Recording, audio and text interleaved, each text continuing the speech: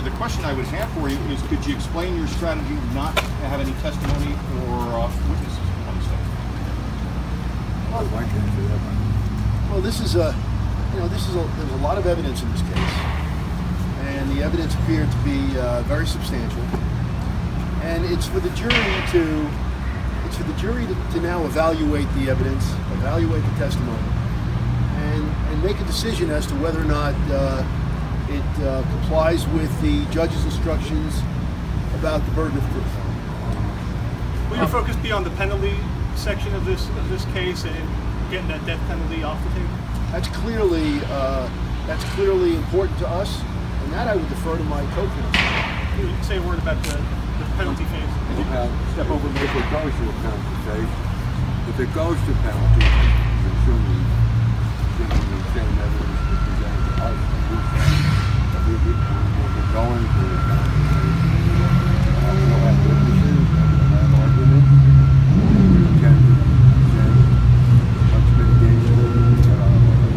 So family members of Frein?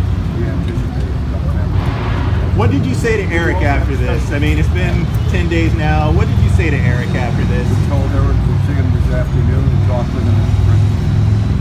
Did you discuss, I know, Mike, you said in openings that he would not testify. Did you talk to him at all today? Just reiterating, are you sure you don't want to testify? No, I didn't talk to him about that. So that decision was clear well before. That was made a long time. Yes. Just to go back into this portion of the trial, it said in your openings you wanted the jury to keep an open mind. Yes. By not crossing anyone, though, you give them anything that they can keep an open mind about. Well, it's their job to evaluate the testimony. It's their job to evaluate the evidence and see whether or not it rises to the level of proof beyond a reasonable doubt. That's their job. We did cross-examine those witnesses we thought warranted cross-examination, and only on those issues that we thought were cross-examinable. A lot of this was technical. There's no question that I wasn't going to cross-examine the pathologist. I mean, there were just some certain obvious determinations that were made. The jury is very sophisticated. They understand the system. They don't want to see lawyers cross-examine just for the sake of cross-examining. But the questions you asked when you cross-examined were to, I guess, more show a demeanor or a different view of Eric, it seemed like.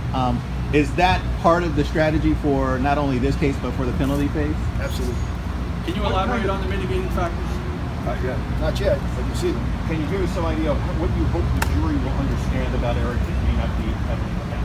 We hope the jury will understand that Eric Frein is a human being that displays the qualities of humanity and a core of goodness that we all have. Like your former prosecutor, could you describe to me just how tight that prosecution was in your mind? Do you think that there were any holes in it?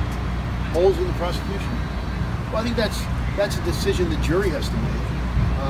But I thought the prosecution, I have to be candid, did a very excellent job in presenting some very complex evidence. We thought the prosecution presented a well-organized, persuasive case.